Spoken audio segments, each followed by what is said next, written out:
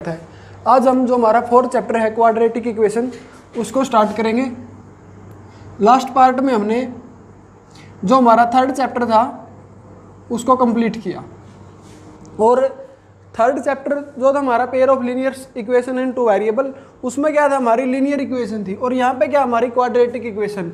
अगर आपने जो हमारा थर्ड चैप्टर है उसका इंट्रोडक्शन पार्ट देखा है तो उसमें डिस्कस किया था कि मैंने कि इक्वेशंस क्या होती है और कौन कौन से टाइप होते हैं, और वही सभी बातें हम रिवाइज करेंगे आज भी, क्योंकि सभी की सभी बातें जो ज़रूरी होंगी। जो फोर्थ चैप्टर होगा हमारा क्वाड्रेटिक इक्वेशन, इसमें हम डिस्कस करेंगे कि सबसे पहले तो डिस्कस करेंगे कि इक्वेशंस क्या होती हैं, उसके बाद डिस्कस करेंगे क्वाड्रेटिक इक्वेशन क्या होती हैं, और इस चैप्टर है कि जो कि हमारा चैप्टर है फोर्थ क्वाड्रेटिक इक्वेशन, इसमें हम क्या क्या पढ़ेंगे और क्वाड्रेटिक इक्वेशंस को सोल्व करने के कौन कौन से मेथड होंगे।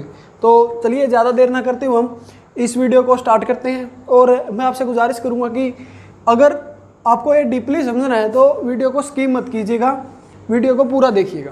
तो अब हम स्टार्ट करते हैं। सबसे पहले हम डिस्कस करेंगे कि इक्वेशंस क्या होती है।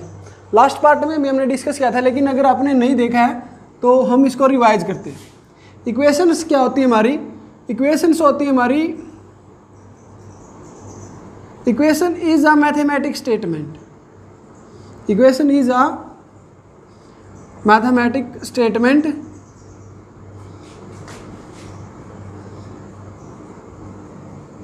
which shows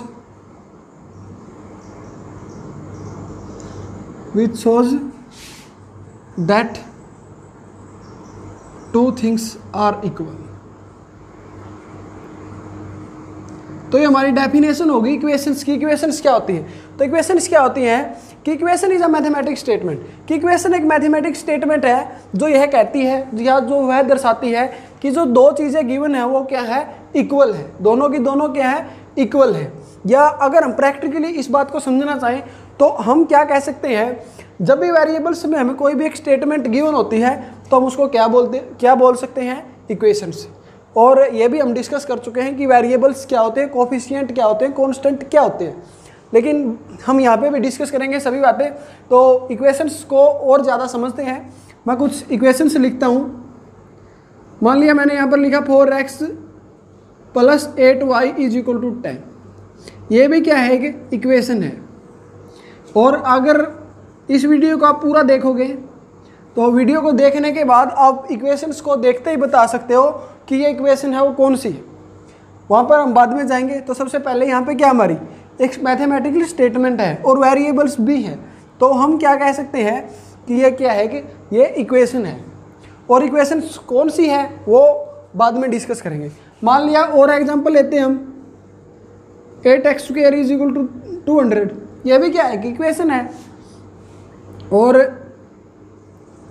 8x³ + 9x² - 10x - 8 = 0। ये भी क्या है, इक्वेशन है। और देखते हैं हम एग्जांपल।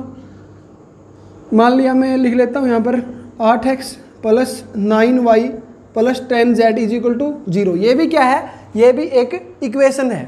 तो अब हम डिस्कस करते हैं कि इक्वेशंस हैं ये कौन कौन सी है। मतलब कहने का मेरा मतलब क्या है कि types of equation. Now we will discuss about the types of an equation. Types of equation. Type of equations पढ़ने से पहले मैं आपको एक चीज़ रिमाइंड करा देता हूँ जो हमने थर्ड पार्ट के इंट्रोडक्शन में पढ़ी थी। और क्योंकि वहाँ पे भी जो चैप्टर हमारा इक्वेशन से रिलेटेड था, तो इक्वेशंस जब आया होगा वर्ड हमारे सामने तो हमने इसके टाइप भी पढ़े होंगे और ये भी डिस्कस किया होगा कि इक्वेशंस क्या होती हैं। और तब ये भी मैंने बोला होगा कि फोर्थ चैप्टर में क्वाड्रेटिक इक्वेशन आएंगी, और तब भी आपको बताया होगा कि जो क्वाड्रेटिक इक्वेशन है वो क्या होती है। तो ये कोई ज़रूरी नहीं आपने वो पार्ट भी देखा हो, तो इसलिए मैं ये सभी रिवाइज करा रहा हूँ और आपकी नॉलेज के लिए बता देता हूँ। ये थर्ड चैप्टर के इंट्रोडक्शन में हम ये सभी बातें पढ़ चुके हैं। तो अब थे हम टाइप ऑफ इक्वेशंस पर, कि इक्वेशंस के टाइप क्या होते हैं। टाइप ऑफ इक्वेशंस पढ़ने से पहले आपको वेरिएबल्स और कांस्टेंट या कोफिशिएंट के बारे में पता होना चाहिए। तो वेरिएबल्स क्या होता है हमारा? वेरिएबल्स वो होता है जिसकी एक फिक्स्ड वैल्यू नहीं होती, और कांस्टेंट क्या होता है जिसकी एक फिक्स्ड वैल्यू। अब इनके बारे में ज़्यादा डिटेल से नहीं करेंगे। अगर इनके बारे में ज़्यादा डिटेल से देखना है तो आप इंट्रोडक्शन पार्ट देखिए चैप्टर नंबर 3 का, वहाँ पर आपको और भी ज़्यादा डिटेल में समझ में आएगा। तो अब वेरिएबल्स था, वेरिएबल क्या होता है? कोई भी अगर लेटर में वर्ड दिखे आपको मैथमेटिकली, ये मैं डेफिनेशन नहीं लिख रहा हूँ, मैं आपको ये समझाने के लिए इसी वर्ड में लिख रहा हूँ। अगर कोई भी लेटर्स में आपको वर्ड दिखाई दे तो मैथ में हम उसको क्या बोलते हैं, वेरिएबल। और वेरिएबल का मतलब क्या होता है, a variable does not have fixed value, a variable does not have any fixed value. और उसके बाद जो वेरिएबल्स का अपोजिट होता है वो होता है कॉन्स्टेंट। कॉन्स्टेंट क्या होता है, कॉन्स्टेंट की एक फिक्स्ड वैल्यू होती है।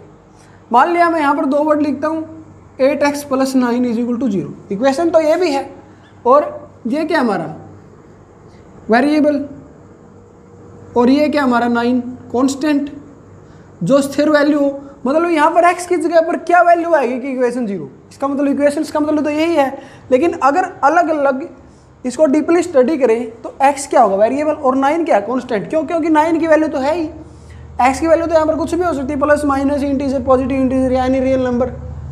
और जो 8 है, 8 कांस्टेंट भी हो सकता है क्योंकि 8 एक कांस्टेंट वैल्यू है। लेकिन अगर हम यहाँ पे बात करें 8 × x क्या है, 8 × x क्या होगा हमारा, एक coefficient of x, coefficient of x। अभी यहाँ पर हमारे लिए 8 है, वो किस चीज़ का काम करेगा, कोफिशिएंट ऑफ x, मतलब वेरिएबल का कोफिशिएंट। कोफिशिएंट क्या होता है, हिंदी में बता देता हूँ आपको, इसका मीनिंग होता है गुणांक। और गुणांक क्या होता है, गुणा का अंक, गुणा का अंक। क्योंकि कोई भी वर्ड हो अगर उसका एग्जैक्ट मीनिंग हमें समझना हो तो उसकी एग्जैक्ट हिंदी ही हमें पता होना चाहिए। तो गुणांक, गुणा का अंक, मतलब ऐसा अंक या ऐसा कोई भी नंबर जो किस में हो, मल्टीप्लाई में हो या गुणा में हो, ठीक है। तो ये तीनों की तीनों चीज़ आपको क्लियर हो गई होगी। और उसके बाद हम बात करते हैं टर्म्स की। अभी तक क्या डिस्कस किया कि वेरिएबल और कांस्टेंट और कोफिशिएंट, इन तीन चीज़ों में आपको फर्क जरूर समझ में आया होगा।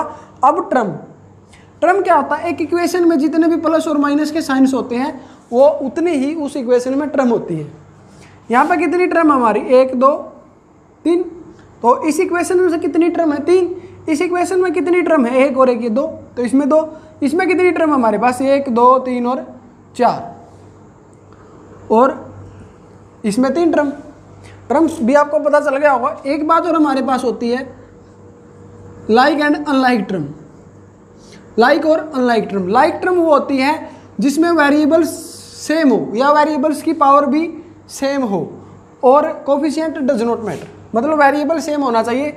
अगर मैं यहाँ पे लिखता हूँ 8x + 9y + 8x - 9y = 0, तो यहाँ पे जो ये 9y है ये मान लिया कि यहाँ पर 10 है, 10y और 9y क्या है, लाइक टर्म। और 8x और ये मान लिया यहाँ पे 10x है, तो ये दोनों क्या है, लाइक टर्म, क्योंकि यहाँ पर वेरिएबल x और यहाँ पर भी वेरिएबल x है। और लाइक टर्म को हम ऐड कर सकते हैं, सब्ट्रैक्ट कर सकते हैं, मल्टीप्लाई तो हम किसी भी चीज़ से कर सकते हैं, लेकिन ऐड और सब्ट्रैक्शन सिर्फ लाइक और अनलाइक टर्म का होता है। चलो ये बात भी नहीं समझ में आई तो कोई बात नहीं, लाइक और अनलाइक टर्म ये आपके लगभग 7th या 8th क्लास से शुरू हो जाता है, उसका यहाँ पर कोई इस चैप्टर में डिस्कस नहीं है। लाइक और अनलाइक टर्म का ये सिर्फ मैं आपकी जनरल नॉलेज के लिए बता रहा था। तो अब हम उन बातों पे आते हैं जो हमारी जो चैप्टर नंबर 4 है उसमें काम आएंगी। तो अब हम कहाँ पे थे, इक्वेशंस पे थे। तो टाइप ऑफ इक्वेशंस हम कर रहे थे। तो टाइप ऑफ इक्वेशंस में क्या होता है हमारा, सबसे पहला टाइप होता है लीनियर इक्वेशन, लीनियर इक्वेशंस। उसके बाद अलग अलग से डिस्कस करेंगे, मैं अभी लिख रहा हूँ बस ये quadratic equations. Type of equations on the basis of power या on the basis of degree. Type अलग भी होते हैं, जैसे हम मोनोमियल, बाइनोमियल या पोलिनोमियल के टाइप होते हैं, वहां हम नहीं जाएंगे, हम सिर्फ डिग्री के बेसिस पर डिस्कस कर रहे हैं ताकि आप डिफरेंशिएट कर सको। Linear equation, quadratic equation, cubic equation और क्वाड्रेटिक इक्वेशन। अब आप देखिए सबसे पहले क्या लिखा हमने, लीनियर इक्वेशंस। लीनियर इक्वेशंस क्या होती हैं, जहां पर वेरिएबल की पावर 1 हो, क्या हो, वेरिएबल की पावर 1 हो या वेरिएबल की डिग्री 1 हो। उसके बाद है क्वाड्रेटिक इक्वेशन। क्वाड्रेटिक इक्वेशन क्या होता है, जहां पर वेरिएबल्स की पावर 2 हो। और उसके बाद है क्यूबिक। क्यूबिक इक्वेशंस क्या होता है, जहां पर वेरिएबल्स की पावर 3 हो। और क्वाड्रेटिक इक्वेशन जहां पर वेरिएबल्स की पावर 4 हो। तो ये थे हमारे टाइप। लीनियर क्या था, जहाँ पर वेरिएबल्स की पावर 1 हो। क्वाड्रेटिक इक्वेशन जहाँ पर वेरिएबल्स की पावर 2 हो। क्यूबिक इक्वेशन जहाँ पर वेरिएबल्स की पावर 3 और क्वाड्रेटिक इक्वेशन जहाँ पर वेरिएबल्स की पावर 4 हो। अब पावर देखिए आप कैसे देखनी है। मान लिया तो ये इक्वेशन है हमारी, ठीक है, यहाँ पे भी डिग्री क्या है 1 और यहाँ पे भी डिग्री क्या है, y की पावर क्या है 1। तो इस इक्वेशंस की डिग्री हम क्या मानेंगे 1। और अब यहाँ पे आइए आप, जो इक्वेशन नंबर 2 लिखी है हमने, यहाँ पर डिग्री क्या है 2 और कोई डिग्री है ही नहीं, तो इस इक्वेशन की डिग्री क्या मानेंगे 2। और अब ये इक्वेशन देखिए, यहाँ पर क्यूब लिखा था मैंने, यहाँ पर क्या हमारी, यहाँ पर पावर 3 है x की, यहाँ पर पावर 2 है और यहाँ पर पावर 1 है। तो जब भी हम डिग्री की बात करें इक्वेशंस की, तो वो डिग्री का मतलब क्या होगा, डिग्री का मतलब वो पावर होगा जो सबसे ज़्यादा हो इक्वेशन में। तो इसमें सबसे ज़्यादा डिग्री क्या है 3, तो इस इक्वेशंस की डिग्री हम क्या मानेंगे 3। और 3 डिग्री वाली इक्वेशंस कौन सी होती है हमारी, क्यूबिक। 2 डिग्री वाली इक्वेशंस हमारी कौन सी होती है, क्वाड्रेटिक। और 1 डिग्री वाली इक्वेशंस हमारी कौन सी होती है, लीनियर इक्वेशन। अब थोड़ा और डिटेल में जाते हैं। अब आपको ये समझ में आएगा कि इक्वेशंस, लीनियर इक्वेशंस कौन सी होती है। Linear equations are those equations which have only 1 degree, जिनकी डिग्री क्या हो 1 हो। और अब बात करेंगे वेरिएबल्स की। जो वेरिएबल्स में लीनियर इक्वेशन होगी, कितने वेरिएबल होंगे, तो थोड़ा डिटेल में पढ़ते हैं। तब तक के लिए आप अगर नोट करना चाहो तो नोट कर सकते हो। तो अभी हम कुछ इक्वेशंस के बारे में स्टडी करते हैं और उनको नाम देंगे कि हाँ, जो इक्वेशन लिखी हुई है इस इक्वेशंस को हम क्या बोलेंगे। तो वेरिएबल के बारे में हमने डिस्कस किया, वेरिएबल्स क्या होते हैं। तो अब जो हमारी इक्वेशन नंबर 1 है, अगर हम बात करें वेरिएबल की, ये मार्कर ही नहीं चल रहा, मार्कर चेंज कर लेते हैं हम। अगर हम बात करें इक्वेशन 1 में वेरिएबल की, तो अब आप देखिए जो इक्वेशन 1 मैंने लिखी है, यहाँ पर कितने वेरिएबल हमारे 1 2 3 x y और z। तो कितने वेरिएबल हुए कुल मिलाकर 3। अब जो इक्वेशन नंबर 2 है, यहाँ पर कितने वेरिएबल हैं, एक ही वेरिएबल है x। तो अगर एक ही वेरिएबल 2 या 3 बार आया हुआ तो हम उसको एक ही बार काउंट करें। अब ये देखिए आप, यहाँ पर कितने वेरिएबल्स हैं 3 x y z। अब यहाँ पर देखिए x y z 3 ही वेरिएबल यहाँ पे हैं और 3 ही वेरिएबल यहाँ पे हैं। यहाँ पर भी 3 ही 2 वेरिएबल हैं x और z। तो ये हो गए वेरिएबल। अब हम बात करें डिग्री की। अब देखिए जो पहले वाली इक्वेशन है, यहाँ पर डिग्री क्या है, यहाँ पे भी 1 है, यहाँ पे भी 1 है और यहाँ पे भी 1 है। तो डिग्री कितनी हुई, जो सबसे ज़्यादा डिग्री हो, तो सबसे ज़्यादा इक्वेशन में डिग्री क्या है 1, तो इसकी डिग्री क्या होगी 1। और यहाँ पर जो इक्वेशन नंबर 2 है, वहाँ पे डिग्री क्या है ज़्यादा, यहाँ पे 2 है, यहाँ पे 1 है, यहाँ पे 0 है, तो इसकी डिग्री क्या होगी 2। अब आप ये थर्ड इक्वेशन देखिए, यहाँ पे डिग्री जो सबसे ज़्यादा हो वो क्या है 2। अब ये देखिए यहाँ पे डिग्री क्या मानेंगे हम 3, क्योंकि जो ज़्यादा वाली डिग्री है वो क्या है 3। और यहाँ पर डिग्री क्या है हमारी 1 और यहाँ पर क्या है डिग्री 4। तो अब हम इक्वेशंस की बात कर रहे थे, तो वहाँ पे आइए आप। तो जब डिग्री 1 होती थी तो हम कौन सी डिग्री बोलते थे उसको, कौन सी इक्वेशन बोलते थे लीनियर इक्वेशन। और यहाँ पे डिग्री क्या है 2, तो यहाँ पर कौन सी इक्वेशंस होंगी क्वाड्रेटिक। और यहाँ पे भी डिग्री 2 है, तो 2 वाली को हम क्या बोलते थे क्वाड्रेटिक। और यहाँ पे डिग्री 3 है, तो 3 वाली को क्या बोलते थे क्यूबिक। यहाँ पे क्या हमारी लीनियर, और ये भी क्या हमारी क्वार्टिक। अगर 4 डिग्री हो तो क्या क्वार्टिक।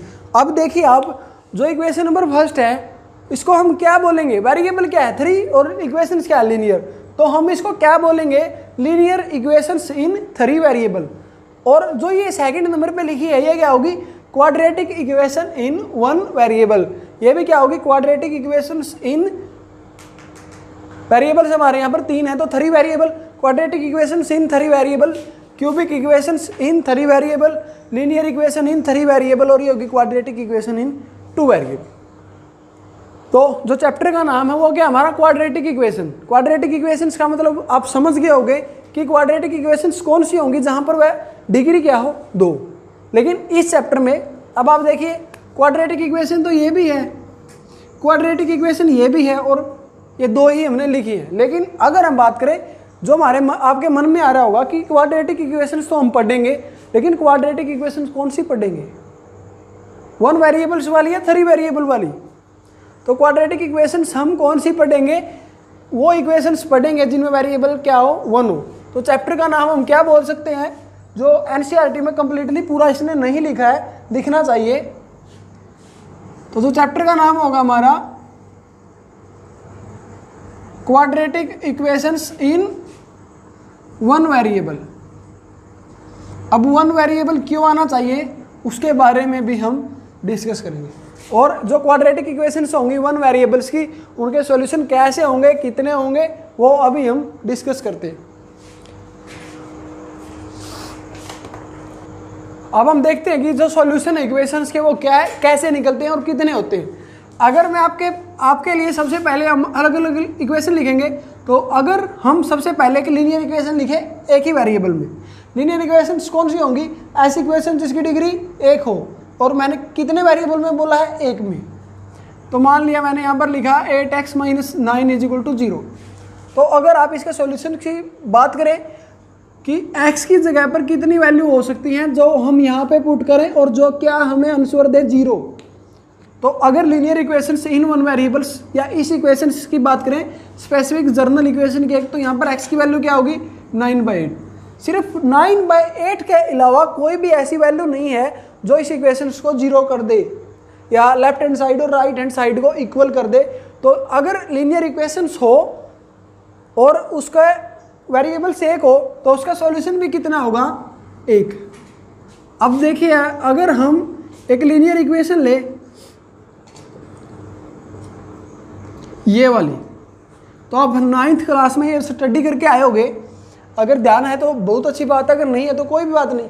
तो यहाँ पर ऐसी कितनी वैल्यू हो सकती हैं जो इस इक्वेशंस को सेटिस्फाई करें, तो कितनी वैल्यू हो सकती हैं, इनफाइनाइट। अगर लीनियर इक्वेशंस इन 2 वेरिएबल हो तो उसके कितने आंसर आएंगे, इनफाइनाइट।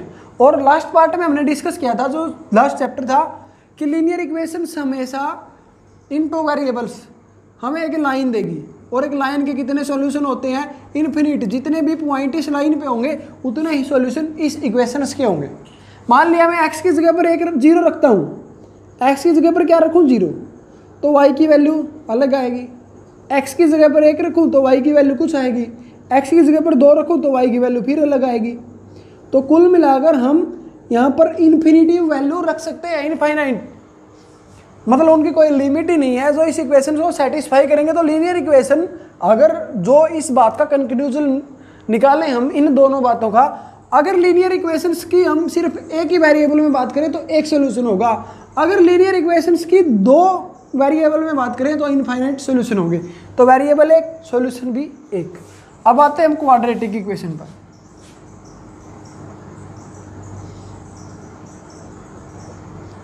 क्वाड्रेटिक इक्वेशंस, तो क्वाड्रेटिक इक्वेशंस कौन सी होंगी जहां पर वेरिएबल्स की पावर क्या हो, 2। मान लिया एक इक्वेशन लिखी हमने x² - x - k12 = 0 plus k12 लिख लेते हैं। अब इसकी डिग्री क्या है, 2। तो इक्वेशंस कौन सी होगी, क्वाड्रेटिक इक्वेशन, जो हमारा चैप्टर का नाम है। और वेरिएबल क्या है, कितने यहाँ पर हमारे पास वेरिएबल क्या है, वेरिएबल 1 और डिग्री 2। तो क्वाड्रेटिक इक्वेशंस इन 1 वेरिएबल जो हमारा चैप्टर है उसकी बात कर रहे हैं हम। तो यहाँ पर कितने सॉल्यूशन होंगे, इसके सॉल्यूशन अभी हम निकालेंगे, लेकिन तब तक के लिए मैं आपको बता देता हूँ, अगर एक वेरिएबल की बात करें, अगर वेरिएबल क्या हो 1, if variable number of variable, if number of variable is equal to 1, तो लीनियर इक्वेशन में कितने सॉल्यूशन होंगे, लीनियर इक्वेशन हो तो 1, क्वाड्रेटिक इक्वेशन हो तो 2, क्योंकि डिग्री 2 होगी तो सॉल्यूशन भी 2 होंगे। क्यूबिक इक्वेशन में कितने सॉल्यूशन होंगे, 3। क्वाड्रेटिक इक्वेशन में कितने सॉल्यूशन होंगे, 5। अगर डिग्री n हो तो सॉल्यूशन कितने होंगे, n। तो वेरिएबल सिर्फ अगर एक हो तो लीनियर इक्वेशन में एक सॉल्यूशन होगा, क्वाड्रेटिक इक्वेशन में 2, क्यूबिक में 3, क्वाड्रेटिक में 4 है यहाँ पर, क्वाड्रेटिक में 4 रहेगा। और अगर n डिग्री हो तो सॉल्यूशन भी n, और अगर वेरिएबल्स एक से ज़्यादा हो, 2 हो, 3 हो, 4 हो, तो सॉल्यूशन क्या होंगे, इनफाइनाइट होंगे।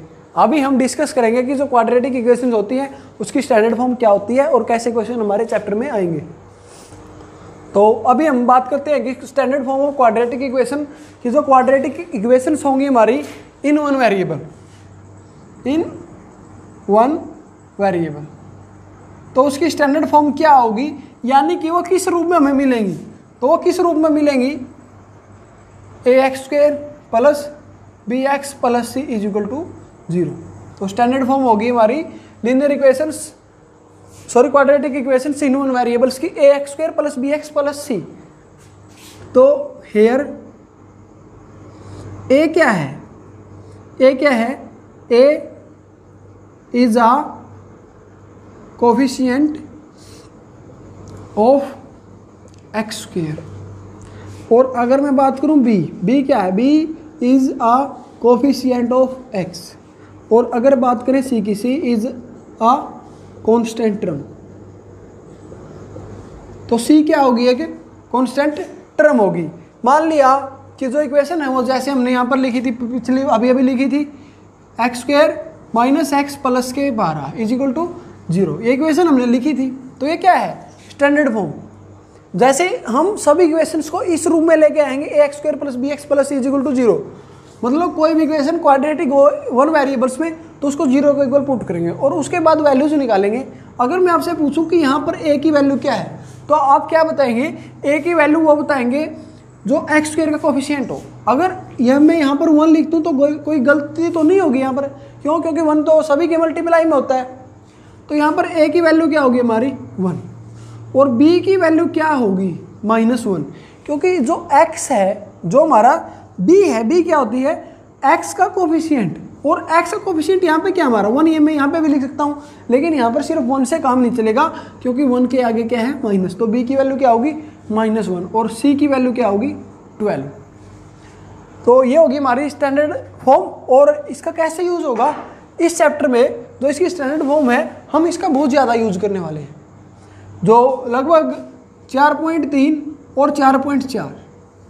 तो प्रत्येक क्वेश्चन में स्टैंडर्ड फॉर्म हम जब इसके डिस्कस करेंगे कि जो क्वाड्रेटिक इक्वेशंस होती हैं उसको सॉल्व करने के मेथड क्या क्या होते हैं, और तो उन मेथड में जो 2 मेथड होते हैं हमारे, कंप्लीटिंग स्क्वायर मेथड और क्वाड्रेटिक फॉर्मूला, तो उन्हीं दोनों मेथड में जो हमारी स्टैंडर्ड फॉर्म होती है उसका बहुत ज़्यादा इम्पोर्टेंट रोल है। तो अगर बहुत ज़्यादा इंपॉर्टेंट रोल है तो उसके बारे में हमें बिल्कुल ठीक तरह से पता होना चाहिए। तो ये होगी हमारी standard form ax² plus bx plus c, और इसका क्वाड्रेटिक फॉर्मूला में भी यूज होगा। और जब अगर हमें बताना हो कि कोई भी इक्वेशन हमें क्वेश्चन में गिवन मिलेगी कि क्या ये क्वाड्रेटिक इक्वेशन है, वो क्वेश्चन हमसे पूछेगा कि क्या जो हमें गिवन है वो एक क्वाड्रेटिक इक्वेशन है, तो हम उसको कैसे बताएंगे, उसको हम जो हमारी स्टैंडर्ड फॉर्म है उसके साथ कंपैरिजन करेंगे।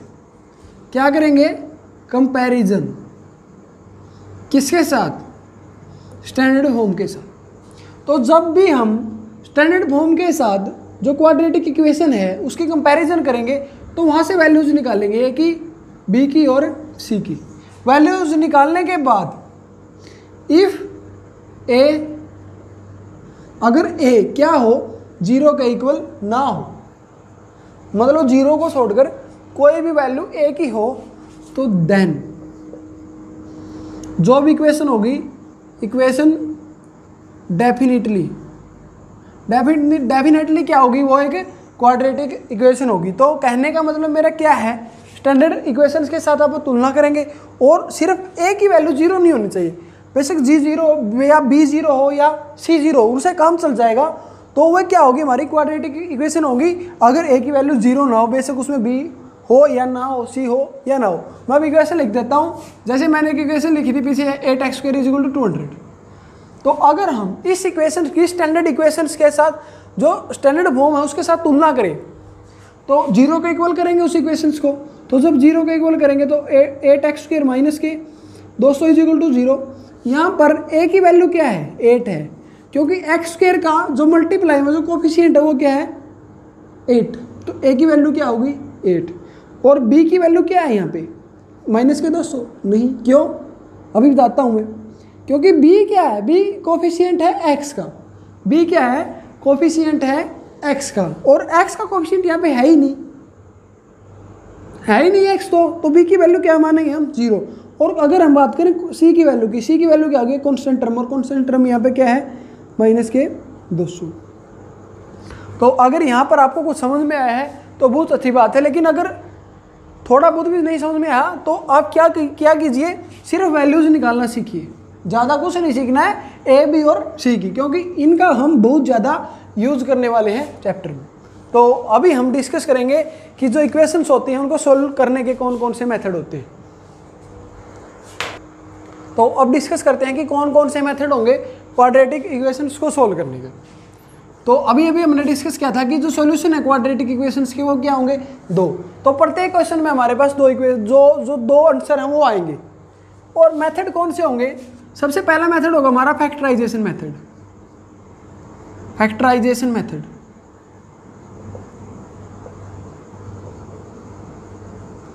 जो कि वो होगा हमारा 4.2 एक्सरसाइज में हम इसको डिस्कस करेंगे।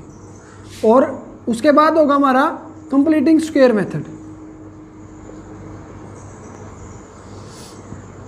कंप्लीटिंग स्क्वायर मेथड उसको हम 4.3 एक्सरसाइज में डिस्कस करेंगे। और जो लास्ट मेथड है हमारा वो होगा हमारा क्वाड्रेटिक फॉर्मूला,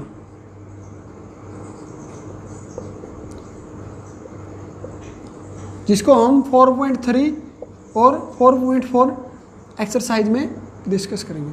और अगर हम बात करें 4.1 एक्सरसाइज की, तो जो हमारा नेक्स्ट पार्ट होगा उसमें हम 4.1 जो एक्सरसाइज होगी उसको डिस्कस करेंगे। और उसमें हम क्या सीखेंगे कि जो क्वाड्रेटिक इक्वेशन है वो एग्जाम्पल दिए मिलेंगे हमें या क्वेश्चन में मिलेंगी, हमें उनमें बताना होगा कि कौन सी क्वाड्रेटिक इक्वेशन है और कौन सी नहीं। तो कैसे बताएंगे वो, ax² + bx + c जो स्टैंडर्ड फॉर्म होती है उसके साथ तुलना करके, और a should be not equal to 0 for a quadratic equation. अगर क्वाड्रेटिक इक्वेशन होगी तो उसमें जो a है उसकी वैल्यू क्या नहीं होनी चाहिए, 0। और उसके बाद जो सेकंड क्वेश्चन होगा उसमें हम क्वाड्रेटिक इक्वेशन बनाएंगे, तो उसमें हम डिस्कस करेंगे कि क्वाड्रेटिक इक्वेशंस को कैसे बनाते हैं। तो ये होगा हमारा चैप्टर नंबर 4 है जो क्वाड्रेटिक इक्वेशंस का। तो जो नेक्स्ट पार्ट होगा हमारा 4.1 का सॉल्यूशन करेंगे, और उसमें डिस्कस क्या करेंगे वो मैंने अभी बता दिया है। तो अगर जो हमने आज किया है उसमें कोई भी डाउट हो तो आप कमेंट बॉक्स में हमारे साथ शेयर कीजिएगा। अगर डाउट नहीं है, आपको वीडियो अच्छा लगा तो चैनल को जरूर सब्सक्राइब कीजिएगा। Thank you.